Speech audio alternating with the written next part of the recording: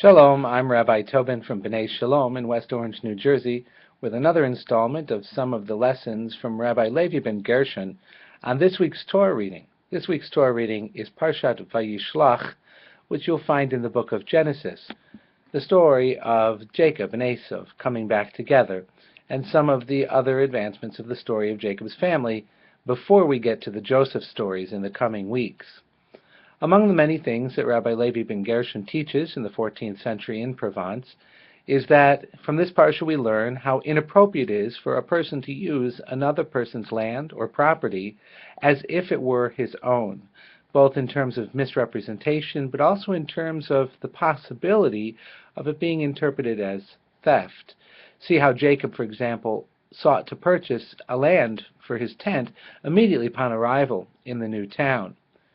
He also teaches that when one goes to live in a place, in a new town, you should immediately try and get to know the people who are the gentry of that town, the leaders of the town, the well-to-do, so that you'll be more secure among the people, and you'll have solid relationships and a long-term situation. You'll have people that you know, and you won't be a stranger. Everyone will know that you're invested in the town as much as they are. Number 3, don't go crazy all over the place when you do earn money. Limit yourself to what is necessary. See how Jacob, for example, bought a modest piece of land for a modest tent, even though he became very successful. You should also not covet other people's properties or other people's things. He considers this a very low moral behavior. It's a base instinct, which inevitably leads to problems in one's community. He does teach us on the personal side that you're not allowed to put yourself in danger, and you should try to be aware of the threats and dangers that may be around you in life.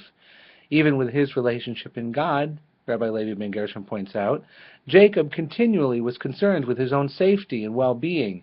He fears the dangers around him, the potential anger of his brother or of the townspeople, and he prays and he behaves in a just manner to try and avoid those dangers.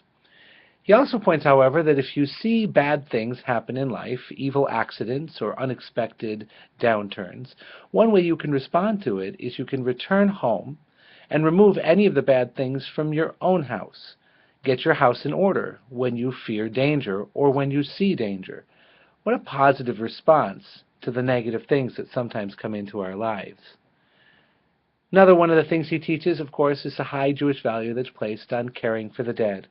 Not just the practical side of burial or the formal side of 7 days of Shiva, a month of Shloshim and so forth, but the idea of having a very kavodnik, a respectful burial place for someone is something that will come back and will pay you back in long term. The example in the Parsha is Rebekah's nurse had died, and they had taken care of her and mourned her, and that becomes the burial place actually for Rachel, unfortunately and sadly, in a surprise death along the road. That same place becomes the tomb of Rachel, a revered place in our day as well.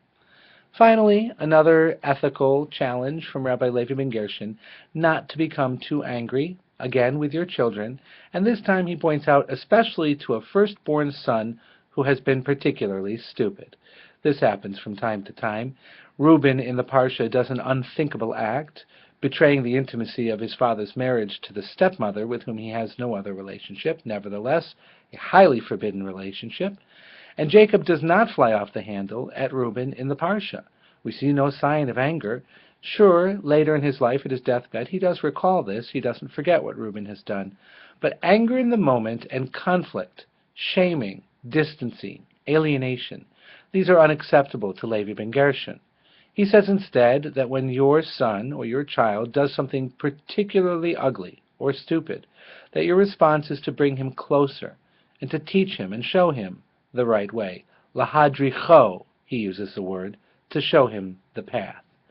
These are just some of the many teachings of Levi ben Gershon. I hope that you will study this week's Parsha, attend synagogue, learn from your rabbi, and enjoy these gems from week to week. Shabbat Shalom.